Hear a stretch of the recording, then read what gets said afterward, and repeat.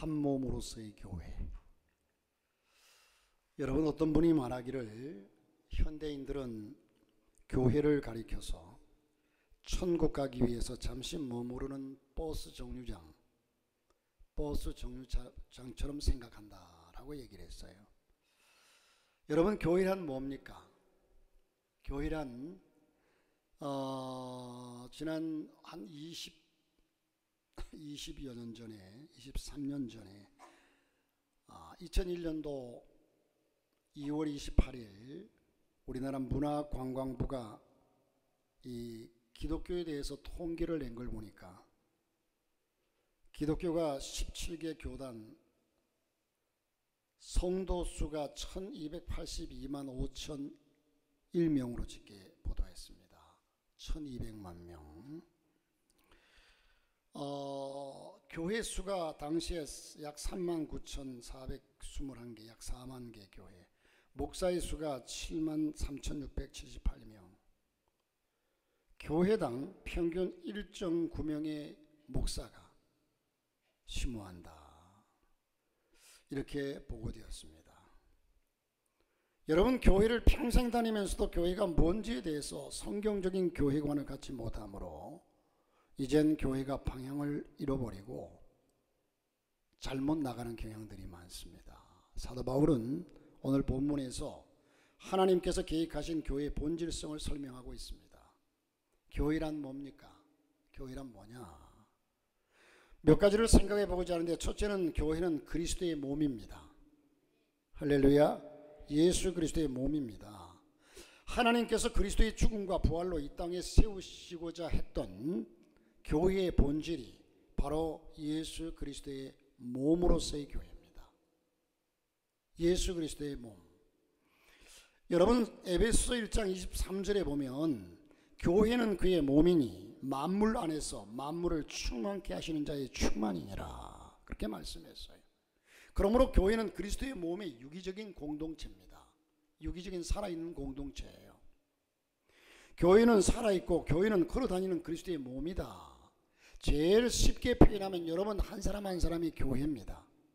교회의 일원이기 때문에, 교회의 지체이기 때문에. 자, 여러분, 예수님께서는 그 교회의 머리가 되게 하셨습니다. 에베소 1장 22절에 보면 또 만물을 그 발 아래 복종하게 하시고 그를 만물 위에 교회의 머리로 주셨느니라. 예수님은 교회의 머리 되신다. 여러분, 이 교회는요, 이 눈에 보이는 건물, 이 건물이 진정한 본질이 아니라, 물론 교파도 아니고 조직도 아닙니다. 교회는 그리스도의 몸으로서의 유기체, 살아있는 공동체입니다. 우리가 교회라고 부르는 이 건물은 이젠 교회가 모이는 집이죠. 자, 여러분, 흔히 여러분들이 홈, 하우스 같은 말인가요? 아니죠. 홈, 하우스, 패밀리. 여러분, 우리 집 안에는 가정이 있고 또 가족이 있습니다. 그 가족이 진정한 가정이죠. 그 아파트가 얼마나 좋은 집이냐가 그 집을 대표하거나 그 집을 말하는 것이 아니라, 오늘 1부 예배 때 우리 오공호 집사님이 특송인데 특별히 우리 안 집사님하고 우리 하은이까지 셋이 나와서 찬양을 하더라고. 아주 아름다워 보였어요. 이 가족. 자, 그러므로 우리가 교회라고 하면 여러분, 청년들이 함께 모이는 공동체를 청년회라고 얘기합니다. 그러므로 예수를 믿는 성도들이 모이는 그 공동체를 교회라고 얘기합니다. 할렐루야. 자, 참된 교회는 예수 그리스도를 믿고 구원받은 그리스도인들의 공동체, 거룩할 성자의 무리도자, 거룩한 무리들의 모임이 성도죠. 그 교회죠. 여러분, 존 스타트라고 하는 분은 그리스도의 몸으로서의 교회는 복음의 중심이고 하나님의 구속사의 중심이고 신앙의 중심이다. 교회의 중심은요, 어떤 다른 것이 중심이 될 수 없고 복음, 예수 그리스도, 복음이 중심이고 구속사, 하나님의 구원이 중심이고 또 우리의 신앙이 중심이다. 하나님께서 한 중심에 두신 것을 한쪽으로 낼 수 없다. 중심에 두신 이 모든 것을, 다시 말해서 교회가 복음이나 구원이나 신앙 이것을 도외시하고 딴 것에 치중한다면 진정한 교회가 아니다는 거죠. 하나님께서 어떻게 하나님 백성을 그리스도의 몸으로 만드시는가? 먼저 그리스도께서 실존적인 변화를 12절에 보여주셨습니다. 자, 고린도전서 12장 3절에 보면 성령으로 아니하고는 누구든지 예수를 주시라 할 수 없느니라고 말씀했거든요. 성령이 아니고서는 예수를 주시라 할 수 없다. 왜? 여러분들이 예수 그리스도가 우리의 상식과 논리와 우리의 이성으로 판단하자면 예수는 처녀의 몸에 탄생했다, 안 맞는 얘기예요. 믿을 수가 없어요. 그 자체부터, 예수의 존재부터 우리는 시인할 수 없는 겁니다. 과학적으로 증명해 보세요. 의학적으로 증명해 보세요. 증명할 길이 없어요. 그런데 우리가 예수 그리스도, 우리의 논리와 우리의 이성 모든 것으로는 이것이 이치에 맞지 않는 얘기인데도 우리가 믿어지는 것은 성령께서 우리에게 함께 하심으로, 믿게 하심으로 믿어진다는 거예요. 논리에 맞아서 믿는 것이 아니고, 이치에 맞아서 믿는 것이 아니고, 과학적이고 의학적이어서 믿는 것이 아니고, 성령이 아니고서는 그리스도를 주라 시인할 수 없다. 구세주신 주님은 교회의 머리가 되시고 그를 믿고 구원받은 모든 그리스도인들은 그 몸의 지체가 된다는 겁니다. 몸의 지체가 많으나 한 몸인 것 같이 그리스도도 그러하니라. 우리가 믿는, 여러분 아까 1200만, 지금은 우리 한국의 기독교인들이 약 800만, 적게는 진실하게 신앙생활하는 사람, 코로나를 통해서 수없이 많은 사람이 떨어지고 한 600만 정도를 주장하는 사람도 있어요. 어쨌든 600만이든 800만이든 1000만이든 간에 우리 이 모든 기독교는 예수 그리스도로 통해서 구원받는다고 확신하는 바른 기독교, 정통적인 기독교는 다 하나라는 거예요. 하나다. 우리는 모두 다 하나님의 자녀. 생각은 달라도 하나님의 자녀, 모습은 달라도 하나님의 자녀, 다 같이 믿는 하나님의 자녀. 자, 여러분, 우리의 주 되신 주님은 보이지 않는 그 몸의 공동체를 통해서 이 땅을 통치하고 다스리십니다. 주님과 거듭난 그리스도인들의 관계는 주종관계, 주와 종, 주인과 종의 관계, 이 관계에서 머리와 몸의 관계로, 머리는 주님 되시고 우리의 지체 몸은 우리들, 몸과 머리의 관계로 발전하게 됩니다. 칭의와 성화의 관계를 우리에게 보여주셨습니다. 여러분, 성령께서 거듭난 그리스도인들을 그리스도의 몸의 지체가 되게 하신다고 13절에 말씀했는데, 다 한 성령으로 세례를 받아 한 몸이 되었고 또 다 한 성령을 마시게 하셨느니라. 성령을 받게 하셨느니라. 자, 여러분, 성령을 마신다, 좀 생소한 얘기죠. 무슨 의미입니까? 성령을 마시게 하셨느니라. 여러분, 요한복음 7장 37절부터 39절에 보면 목마른 자는 다 내게로 와서 생수를 마시라, 그렇게 말씀을 해요. 여기에 생수에 대해서 말씀하면서 39절에 하는, 요한복음 7장 39절에 믿는 자들이 받을 성령에 대해서 말씀하심이라고 그랬어요. 그러므로 이 성령을 마신다, 성령을 내게 성령을 영접하고 성령을 받아들인다는 의미입니다.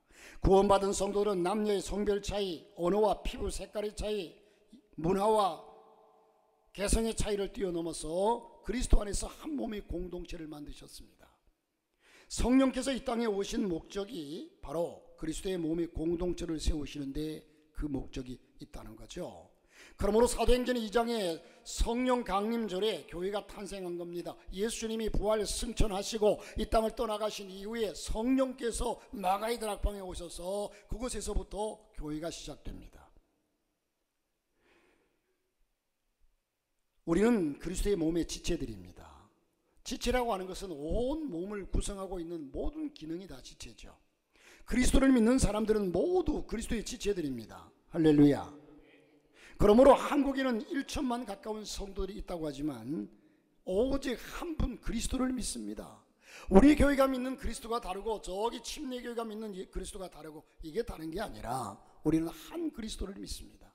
한 예수를 믿습니다. 이단이나 사이비가 아니고서는 정통 기독교에서는 한 그리스도, 한 하나님을 믿습니다. 그러므로 여러분, 우리 캐톨릭이 아니라 캐톨릭에서는 여러분, 하나님을 지칭할 때 뭐라고 해요? 하느님이라고 해요. 하느님. 우리 기독교에서는 하나님이라고 하는데, 하나님, 그들은 하느님. 하느님이라고 하는 것은 전부 하늘님의 준말입니다. 하늘님은 토사용을 찾아보면요, 범신론자들이 얘기하는 하늘에 있는 속한 모든 신들을 하느님이라고 그런다, 하늘님이라고 그런다고 해요. 그런데 우리는 하나님을 믿습니다. 한 하나님, 말 그대로 하나뿐인 유일신 하나님이라는 거예요. 우리가 믿는 분은 하나님이십니다. 자, 여러분, 우리는 모두가 다 한 하나님을 믿고 우리는 한 분 그리스도의 몸을 이루는 그분의 발과 손과 발, 눈과 귀로 주님을 섬기도록 부르심을 받았습니다. 우리는 그리스도 안에서 하나의 민족, 하나의 가족이 되었습니다. 한 피 바다 한 몸 이룬 형제여 친구들이여. 여러분, 형제라고 하는 단어를 우리가 정의를 내리자면 여러 가지 정의가 있겠지만, 저는 형제라고 하는 단어에 정의를 내린다면 한 피를 받아 한 피를 나눈 사람들, 부모의 한 피를 나눈 사람들이 형제다, 그렇게 저는 얘기를 합니다. 그러므로 우리는 예수 그리스도의 피를 함께 받아 함께 누리고 함께 나눈 그리스도인들, 한 형제요 한 자매입니다. 두 번째, 우리는 다양한 지체 중에 하나입니다. 다양한 지체 중에 하나입니다. 이걸 아셔야 됩니다. 한 가지의 이젠 지체만이 아니라 모든 지체는 그리스도의 몸을 섬기는 자신만의 은사가 있습니다. 우리 몸의 모든 지체가 하는 역할이 각각 다릅니다. 손은 손이 하는 일이, 눈은 눈이 하는 일이, 코는 또한, 귀는 귀대로, 입은 입대로, 모두가 다 목은 목대로, 모든 것이 기능이 다릅니다. 그렇기 때문에 다른 것을 나와 다르다고 해서 무시할 수 없습니다. 모두가 자기 몫의 섬김과 봉사의 기능을 가지고 있습니다. 각 사람은 그리스도 안에서 선물로 받은 한 가지 기능을 갖고 있는데 그 기능이 봉사의 특징이죠. 주님이 주신 은사로 서로를 섬기고 봉사하는 은사, 공동체가 교회의 성경적인 모습입니다. 그러므로 은사와 은사의 연합, 지체와 지체의 연합을 이루는 것이 그리스도의 몸인 교회의 생명을 유지하는 가장 중요한 헌신입니다. 연합을 이루는 것. 그러니까 여러분, 이 연합을 이루는 것에 있어서 저와 여러분이 그리스도 안에서는 하나가 되어야 합니다. 왜? 한 하나님을 섬기기 때문에. 각자 다른 하나님을 섬긴다면 우리는 나눠질 수 있습니다. 그러나 한 하나님의 말씀도 하나이고 복음도 하나이고 모두가 하나인데 우리가 어떻게 다르게 섬길 수가 있겠습니까? 그래서 저는 이런 의미에서 기독교 연합회도 각 연합회를 중요시 여겨요. 그래서 다니엘 기도회도요, 사실 참으로 다니엘 기도회가 중요해요. 중요한 역할을 해요. 왜? 이 대한민국의 1만여 교회 이상의 교회를 한 시간에 같은 믿음을 가지고 같이 하나님께 기도한다는 사실. 많은 사람들은 하나님은 나에게만 관심이 많은 줄 알아요. 천만의 말씀이에요. 나보다 다른 사람을 더 사랑할 수도 있어요. 우리 교회만 하나님이 사랑하는 줄 알아요. 천만의 말씀이에요. 하나님을 제대로 섬기는 교회는 모두가 하나님이 사랑합니다. 저 캄보디아에 있는 교회도 어느 교회, 세계 빈민촌의 부자의 나라에 어느 나라에 있는 교회도 하나님을 섬기는, 하나님의 이름으로, 예수의 이름으로 모이는 교회는 똑같은 관심을 가지고 있습니다. 우리는 이것을 인정해야 합니다. 이것이 지체와 지체의 연합입니다. 오늘 교회가 병들고 잘못되는 무기력한 이유가 개인주의 때문입니다. 개인주의예요. 때로는 저 그런 생각을 해봐요. 그건 안 된다고 생각하지만 안 된다고 해서 언젠가 어떤 동기 목사님이 교회가 막 어려운데 우리 보고 우리 교회 재정에서 2천만 원만 빌려달래요. 2천만 원을 빌려달래요. 우리 교회가 지금 현재의 2천만 원이 아니고 예전에 어려울 적에 2천만 원이 그냥 통장이 있었어요. 교회 통장이. 그래서 그걸 빌려줄까 말까 혼자 고민하다가 안 빌려줬는데 안 빌려줬어요. 못 빌려준 게 아니라 안 빌려줬어요. 지금 생각해보면 그게 잘한 건 아니에요. 정말 하나의 교회라면 여러분, 앞으로 저와 여러분이요, 제가 이래서 다른 교회가 어려워서 우리가 2천만 원 빌려준다, 잘못된 거 아니에요. 어떻게 목사님 그럴 수가 있습니까? 교회는 하나입니다. 이런 인식을 가져야 돼요. 그렇다고 해서 막 그냥 정말로 하나님의 교회가 어렵다면 함께 돕고 함께 나누고 베푸는 것이, 이것이 교회의 진정한 모습이라는 겁니다. 그래서 교회는 서로 함께 울고 함께 웃는 공동체가 되어야 돼요. 자, 자기 중심적인 삶의 성향으로 인해서 교회는 세상을 변화시키는 하나님의 공동체가 아니라 고린도 교회처럼 분열과 다툼과 탐욕의 소굴로 변질되어 버렸다는 거죠. 한국 교회도 고린도 교회처럼 분열과 다툼, 탐욕과 이기적인 종교 집단으로 무너져가고 있습니다. 교회에서 여러분 서로가 이것이 옳다 저것이 옳다 싸우지만, 싸우는 것이 법적으로 법이란 기준을 가지고 해석해 보면 분명히 거기에 잘못한 사람이 있겠죠. 법이라는 기준을 가지고 얘기해 보면. 그러나 여러분, 교회는 정의로운 정의의 공동체가 아닙니다. 정의라고 부르짖는 사람들은 늘 싸웁니다. 그러나 여러분, 하나님의 말씀은 절대적인 것이 하나 있는데 뭐냐? 복음입니다. 그 복음은 뭐냐? 사랑입니다. 사랑입니다. 이 사랑이 존재하는 곳에 서로 하나가 되고 덮어주고 감싸주고 함께 울고 웃는 겁니다. 그런데 원리 원칙을 가지고 정의를 가지고 부르짖으면서 따지다 보면요, 계속해서 거기는 싸움밖에는 없어요. 인간이 완전한 존재가 못 되거든요. 세상에 또한 법도 완전한 법이 없어요. 사실 저는 아이러니한 게 뭐냐면, 여러분 우리 법적인 그 제도를 보면 1차 재판을 받아요. 그리고 1차 재판을 받으면 또 판사가 여러분 이젠 결정을 하잖아요. 당신은 징역 1년이다 예를 들어서. 그런데 그가 항소를 해요. 그 2차 재판을 또 받아요. 항소를 하면 거기에서는 아니다, 당신은 죄가 없다 그래요. 그러면 혹 그럴 수도 있지만, 그렇게 뒤바뀌는 것은 뭘 기준으로, 이 사람은 이걸 이렇게 보고 저 사람은 저걸, 이 판사는 이걸 이렇게 보고 저 판사는 이걸 저렇게 봤기 때문이 아니겠어요? 꼭 같은 일을 가지고 절대적인 법이 있다면 그 법에 딱 저촉해가지고 한 사람이 판단하면 그 법에 의해서 딱 결정되는 게 맞는 거잖아요. 그렇잖아요? 제 말이 틀렸어요? 절대적인 기준이 있으면 그 기준에 딱 맞춰서 당신은 잘못했다 1년이다 하면 그게 맞는 거예요.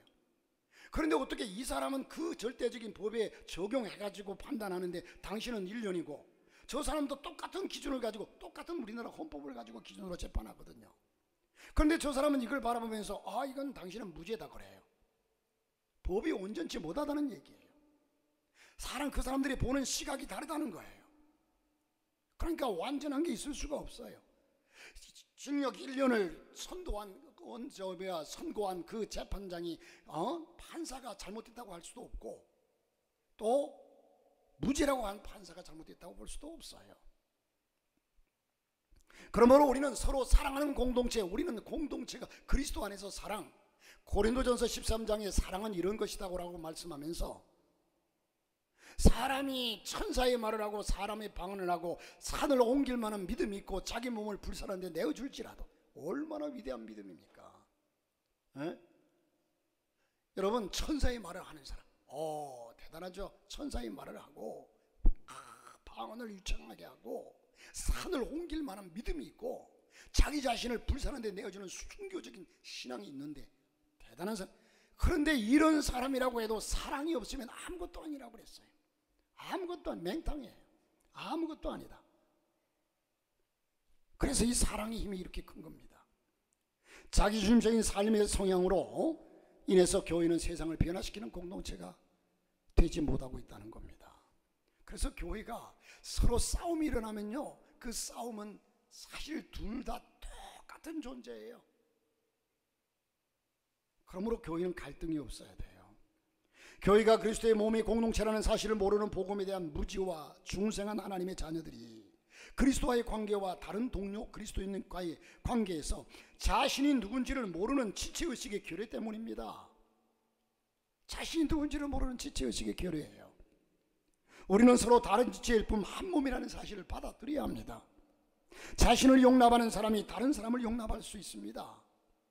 자, 자신의 은사를 인정하는 사람이 다른 사람의 은사와 직분도 인정할 수 있고, 또 다른 사람의 은사를 인정할 수 있는 사람이 자신의 은사도 인정받을 수가 있습니다. 그들은 오직 하나님의 사랑으로 충만한 사람들입니다. 더욱 큰 은사를 사모하라. 제일 좋은 길은 고린도서 13장에 이어서 이제 12장이 은사장이거든요.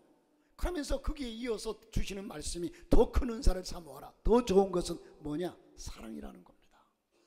사랑은 덮어주는 겁니다. 감싸주는 겁니다. 위로하는 겁니다. 용서하는 겁니다. 배려하는 겁니다. 관용하는 겁니다. 사랑. 자, 이 사랑이라고 말씀했습니다. 예를 들어서 상대방이 못하면 내가 덮어주면 돼요. 내가 더 힘써서 그를 감싸주면 돼요. 그런데 우리는 때로는 정죄합니다.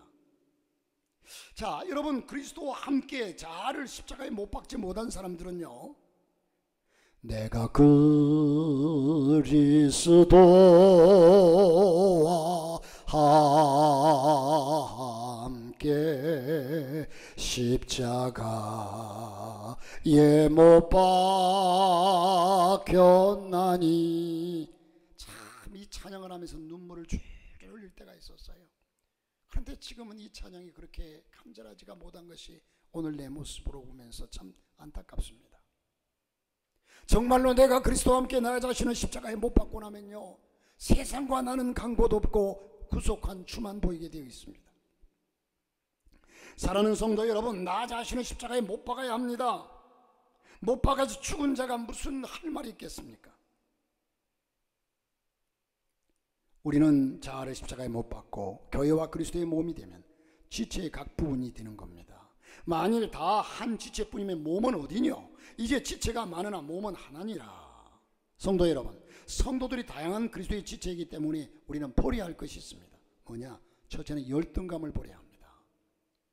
사람들은 살아가면서 아유, 나 같은 게 뭘 할 수 있겠어. 그래, 마귀는 와가지고 우리에게 그래, 너 같은 존재가 뭘 하겠냐 하고서 우리에게 시비를 겁니다. 열등감을 버려야 합니다. 발이 이르되 나는 손이 아니니 몸에 붙어있지 아니하였다 할지라도 이로 인하여 몸에 붙지 아니한 것이 아니니, 또 귀가 이르되 나는 눈이 아니니. 성도들이 자아에서 해방되고 그리스도를 섬길 때 그리스도의 몸 안에서 특별한 봉사를 나타나게 됩니다. 겸손하게 나라는 존재감, 자의식이 있어야 합니다. 이것은 여러분, 자아를 십자가에 못 박고서 내려놓으라는 말과는 또 다른 차원입니다. 만일에 그리스도의 몸 안에서 특별한 봉사를 하지 못한다면 그런 아직도 자아에서 해방되지 못한 사람들입니다. 자아에서 해방된 사람들에게는 자기 자신의 해방된 사람 자신의 봉사나 은사에 대한 비교의식과 열등감이 없습니다. 교만의 다른 얼굴은 비교의식과 열등감입니다. 비교를 당하는 것도 싫죠. 비교를 하는 것도 안 됩니다. 나는 나만으로서의 존재의 의미가 있고 가치가 있습니다. 두 번째로는 우월감도 버려야 합니다. 여러분, 열등감과 우월감은 정반대의 입장입니다. 우월감은 나는 너보다 훨씬 나아, 내가 잘해, 이만하면 됐지 하고 우월감입니다. 교만의 또 다른 얼굴이 우월감입니다.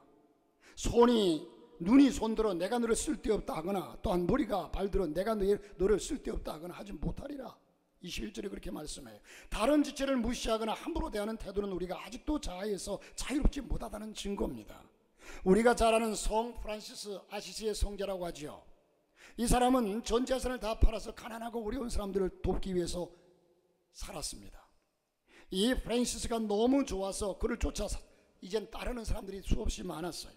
많은 사람들이 이 프란시스를 쫓아와 모여와서 서로 사랑하고 위로했으면 좋겠는데, 그 가운데도 자기 욕심을 채우려는 사람들이 있었습니다. 그래서 그 프란시스 종단 안에 문제가 생겨 문제를 해결하려고 함께 모였습니다. 그리고 내규를 정하기 시작했습니다. 여러분, 문제가 제기되니까 언제나 법이 제정되는 거예요. 사실 법 없이도 살 수 있는 사람, 법이 없어야 돼요. 그런데 법이 있으면 언제나 그 기준을 가지고 판단과 법 아래에서 판단과 정죄가 나옵니다. 내규를 정하기로 결정했습니다. 내규를 정해서 여기에 들어오는 사람만, 그 내규 안에 있는 사람만 이 모임에 받아들이고, 그렇지 못한 사람은 모두 탈퇴시키자고 했습니다. 의논을 마치고 사람들은 프란시스에게 말합니다. 선생님, 우리가 이렇게 하기로 했는데 이것에 동의해 주시기 바랍니다. 그러자 이에 프란시스는 말해, 좋습니다. 그러나 우리가 법을 정해 놓으면 우리는 절대 하나가 될 수 없습니다. 그렇죠? 그래서 쫓겨나는 사람이 있어야 되겠죠. 하나가 되는 길은 딱 한 가지인데 우리 서로가 형제 자매임을 인식하는 겁니다. 하나임을 인정하라는 겁니다. 하나일세 우리 모두 다 하나일세. 세상은 평화 원하지만 전쟁의 소문 더 늘어간다.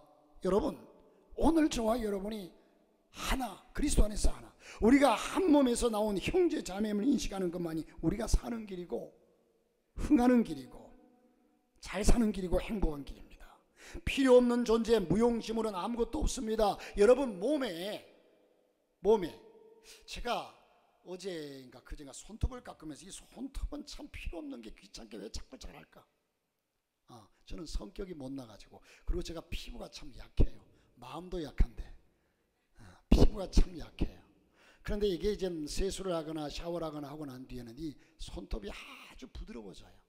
그래서 손으로 이렇게 뜯으면 금방 쭉 뜯겨요.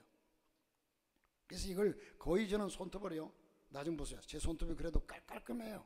이 다 손톱깎이로 자랑은 아닌데 손톱깎이로 깎은 손톱이 아니에요.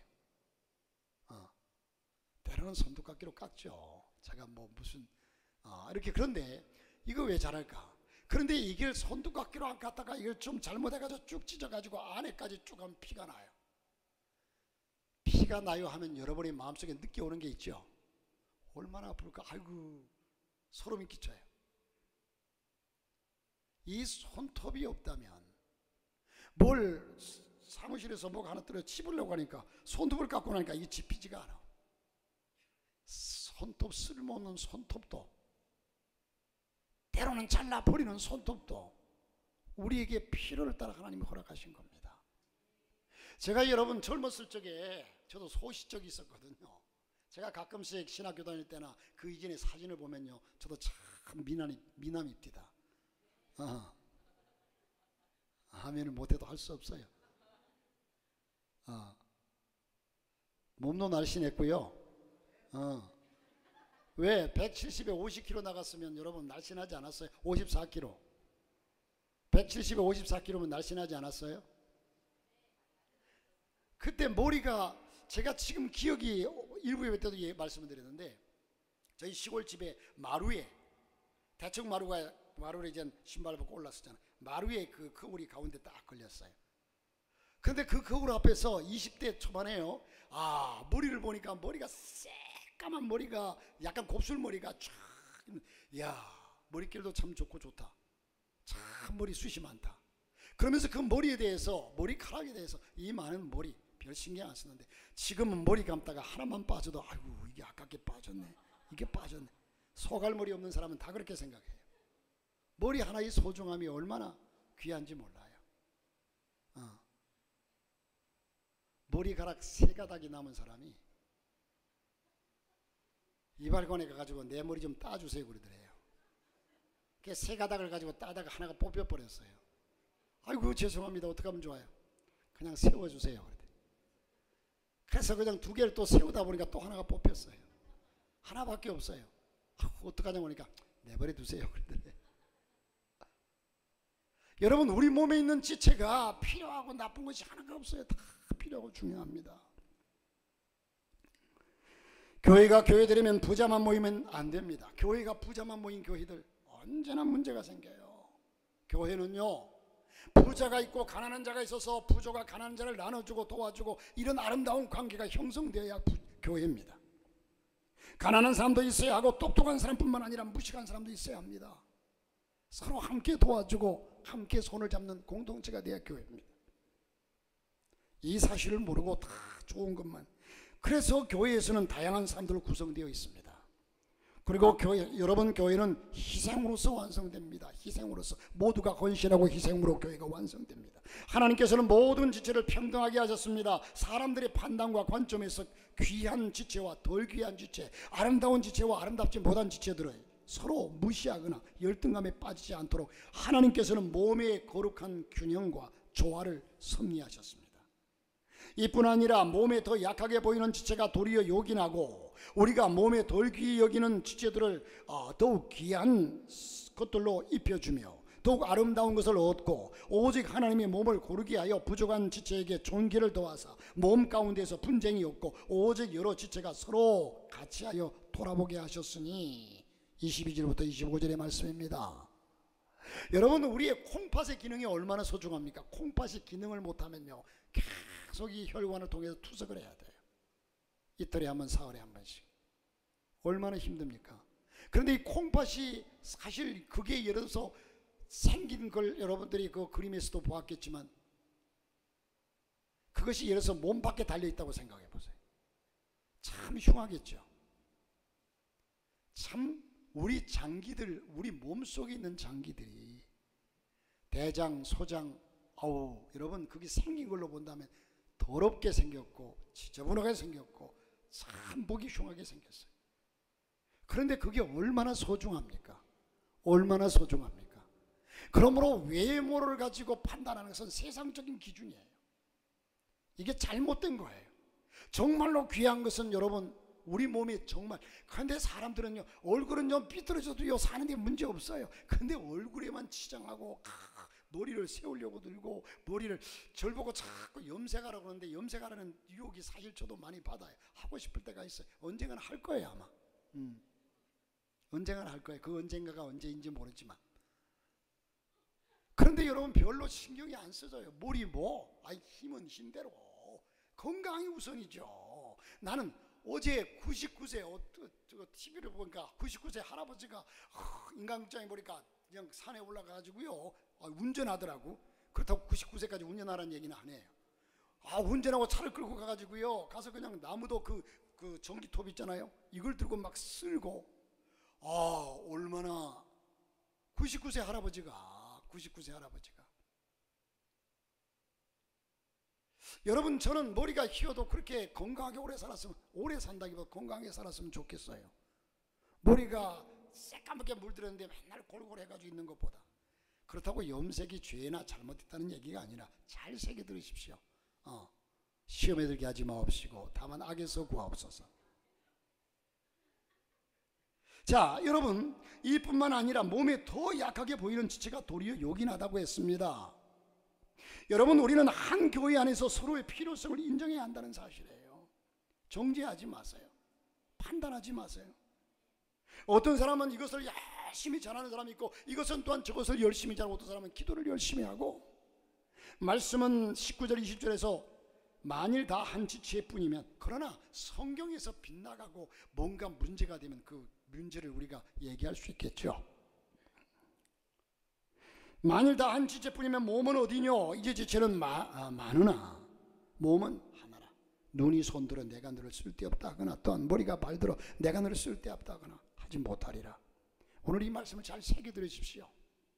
하나님께서 한 몸에서 서로 다른 지체를 두신 것은 몸이 생존하기 위해서 꼭 필요하기 때문입니다. 그러므로 어떤 지체도 다른 지체에 대해서 쓸데없다고 말할 수 없습니다. 어느 것 하나 필요하지 않는 것이 없습니다. 마찬가지로 다양한 기능과 지체가 있는 이유는 바로 교회의 필요에 의해서 존재한다는 사실입니다. 그러므로 그 누구도 서로를 향해서 저 사람은 우리 교회에 필요 없는 사람. 어떤 집사님이 맨날 교회에 오는데요, 이제 이걸 못 끊었어. 가위로 그냥 끊어버리면 될 텐데 그걸 가위질도 못하나 봐. 그런데 이거 못한다고 못 끊는다고 지옥 가는 건 아니에요. 그런데 제가 이제 드리고 싶은 말씀의 의도를 여러분이 잘 아시기를 바랍니다. 그걸 못 끊고 이제 언제나 교회 오기 전에 교회 가서 1시간 동안 기다리면 답답하잖아요. 그래서 화장실에 가가지고 언제나 한 대 하고 그냥 교회를 들어와요. 그러니까 예배 시간이 늘 늦어요. 그런데 어느 날 하루는 이분이 화장실에 나갔다가 예배 시간 지난 5분쯤 되었는데 보니까 아이가 우물에 빠졌어요. 어떤 아이가 교회 앞에. 그래서 허겁지겁 가지고 그 아이를 건져내가지고 살리고 그리고 예배에 들어갔답니다. 이 얘기를 또 고지고대로 듣는 사람은 또 맨날 그래 나 5분 늦게 오고 10분 늦게 오는 거 그럴 수도 있지 뭐 그럴 수도 있어요. 그러나 그분이 5분 늦게 오므로 통해서 한 생명을 살렸다는 거죠. 결과적으로 그가 한 대 피임으로 말미암아 또 한 생명을 살렸어요. 그러니까 우리는 쉽게 성경에서 특별히 빗나가고 교리적으로 하나님 말씀에서 빗나갔다면 그것을 기준으로 얘기할 수 있지만 쉽게 정죄하지 말라는 거죠. 쉽게 판단하지 말라는 거예요. 너는 어떻게 그러냐? 판단하지 말라. 정죄하지 말라.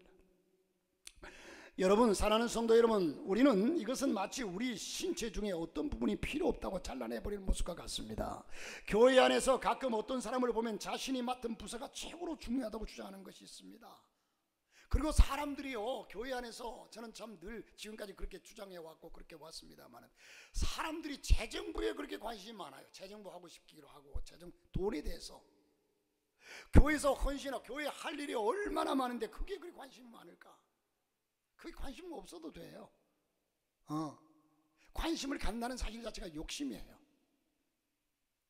무슨 얘기입니까? 내가 하고 싶은 그런 부서, 교회의 모든 것은 중요하다는 사실을 말씀드리는 겁니다. 그래서 자기가 맡은 일에 너무 열중한 나머지 종종 다른 사람들이 하는 일에 대해서 무시하고 비판하는 일들이 종종 있습니다. 분명한 것은 교회 안에서는 이런 자세가 절대로 옳지 않다는 사실입니다. 할렐루야. 우리는 서로의 필요성을 동등하게 인정하고 존중해야 합니다. 이게 한 지체예요. 한 공동체입니다. 우리 부서만이 꼭 필요하고 내가 하는 일이 더 중요하다는 생각을 버려야 합니다. 교회에서는요, 주일학교가 필요하고 학생회가 필요하고 청년회가 필요하고 남전도회 여전도회 각각 다 필요해요. 얼마나 아름답습니까? 한 피 바다 한 몸 이룬 형제여 친구들이여. 우리 몸에 있어서 보다 중요한 부분과 열등한 부분이 있는 것이 사실입니다. 그러나 몸 전체로 생각해 볼 때 그 중요성은 그다지 문제가 안 됩니다. 왜 그렇습니까? 몸 가운데 어느 한 기능이 정지하면 몸 전체의 균형이 파괴되어 버리기 때문입니다.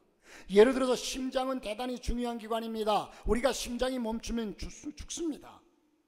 그런데 심장 자체가 어떤 충격을 받지 않더라도, 문제가 생기지 않더라도 그 심장으로 이어지는 혈관에 문제가 생기면 심장도 그 영향을 받게 됩니다. 그리고 몸 전체의 균형이 깨어져 버리고 생명에 대한 위험을 받게 되어 있습니다. 따라서 보다 중요한 것과 그렇지 않다는 것이 몸 전체의 균형이라는 면에서 볼 때 별 문제가 안 됩니다. 다 중요합니다. 마찬가지로 하나님 앞에서 자기만의 중요성을 강조하고 자신만의 역할을 너무 부각시키고 다른 부분의 역할을 무시하기 때문에 교회는 참된 그리스도의 몸으로서의 기능을 잃어버리고 세상의 지탄거리가 되고 만다는 겁니다. 따라서 우리들은 서로에 대해서 존경하며 인정하는 생각을 가져야 합니다. 여러분이 하는 일과 동등하게 다른 사람이 섬기는 일에 대해서도 중요한 일이라고 인정하고 서로 존경하시기를 주의 이름으로 축복합니다. 그래야만 교회는 건강하고 올바르게 자랄 수 있습니다. 주님께서는 우리 오산교회가 서로를 인정하고 존경하며 보다 성숙한 교회로 성장하기를 원하고 계신다는 겁니다. 교회도 모든 성도가 그리스도 안에서 사랑으로 섬기는 공동체가 되어야 합니다. 내가 가진 은사와 기능이 아무리 적더라도 다른 사람이 대신해 줄 수 없습니다. 하늘같이 큰 은사와 기능을 가졌다고 해도 아주 작은 기능을 대신해 줄 수가 없어요. 우리의 은사와 기능과 봉사가 크든 작든 다른 사람이 나를 대신해 줄 수 없고, 내가 다른 사람을 또한 대신해 줄 수 없고, 다른 사람도 나를 대신해 줄 수가 없습니다. 비교의식은 죄의 본성입니다. 귀하고 덜 귀하고 아름답고 덜 아름다운 이 기준은 세상적인 기준이고 외형적인 기준입니다. 세상은 새로운 인종차별 곧 외모지상주의를 건설했습니다. 루키즘이 지배하는 세상을 만들었습니다.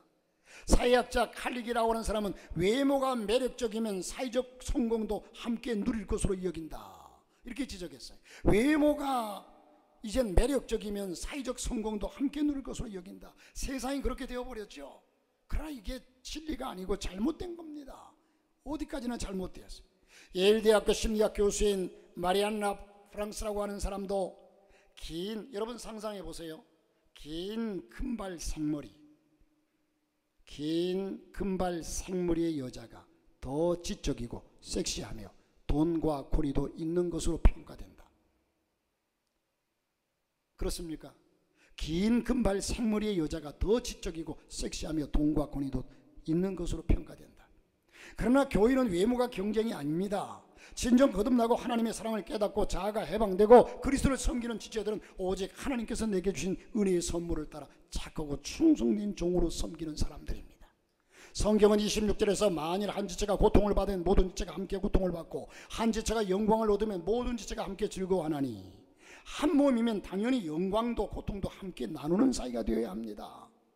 여러분, 한 몸이면 그가 고통당하고 그가 모자란 부분이 있으면 내가 감싸주는 것이 한 지체라는 의미입니다. 정죄하는 것이 아닙니다. 판단하는 것이 아닙니다. 한쪽 팔은 아파가지고 한쪽 팔이 아파서 고통 너무너무 시리고 통증이 오고 아픈데 얼굴은 기뻐서 싱글벙글한다. 어떤 사람일까요? 팔은 빠져서 통증이 오고 고통스러운데 얼굴은 싱글벙글. 정신분열증이에요. 정상이 아닙니다. 우리들이 한 교회 안에서 서로에 대해서 한 성도는 큰 슬픔 속에 빠져 있는데 한 성도는 전혀 상관없다고 한다면 이는 정상적인 교회 공동체가 아니라는 겁니다. 이제 우리들은 모든 성도의 기쁨이 바로 나의 기쁨이요 성도의 슬픔이 나의 슬픔으로 느끼는 사랑을 가져야 할 것입니다. 오늘 성경은 고린도 교회를 소개하고 있습니다. 고린도 교회는 어떤 교회입니까? 개개인이 많은 은사를 받은 고린도서 12장에 보면 각가지 은사가 나타납니다. 이 은사들을 소유 병 고치는 은사, 방언의 은사. 여러분, 여기에서 이제는 어떤 분이 기도만 하면 병을 고친다고 생각하면 사람들은 그 사람을 막 따를 거예요. 높이 평가. 그러나 병 고치는 은사, 방언의 은사, 믿음의 은사 각각 개인의 능력이 넘치는 교회가 고린도 교회였습니다. 그런데 이러다 보니까 시끄러운 교회가 되었어요. 서로 자기가 제일이라는 거예요. 세상의 빛이 되기는커녕 세상의 비난을 받는 교회가 되고 말았습니다. 이런 교회가 무슨 능력이 있겠으면 무슨 기쁨이 있고 무슨 주님께서 기뻐하는 교회가 되겠습니까? 그래서 성경은 우리에게 말씀합니다. 교회는 그리스도의 몸이고 성도는 그의 지체라. 지체는 눈에 보이는 지체와 눈에 보이지 않는 지체가 있습니다. 눈에 보이는 지체는 손, 팔, 다리, 눈, 코, 입 등 중요하지 않은 것이 없습니다. 다 중요합니다. 이것이 온전히 있어야 건강하다고 합니다. 그런데 눈에 보이지 않는 지체가 있습니다. 폐나 간이나 위나 심장, 이 모든 것들도 모두 중요합니다. 이런 지체들이 모두 지체에 속해 있고 이런 지체들이 모두 있을 때에 건강할 때에 온전한 공동체를 이루고 건강한 몸을 이루는 겁니다. 우리는 한 몸으로서의 교회입니다. 우리 성도들은 한 몸으로서의 성도입니다. 서로 함께 울고 함께 웃으면서 위로하고 감싸주고 덮어주고 용서하고 관용하고 하나님의 진정한 사랑으로 넘치는 하나님의 교회가 될 수 있기를 주님의 이름으로 축복합니다.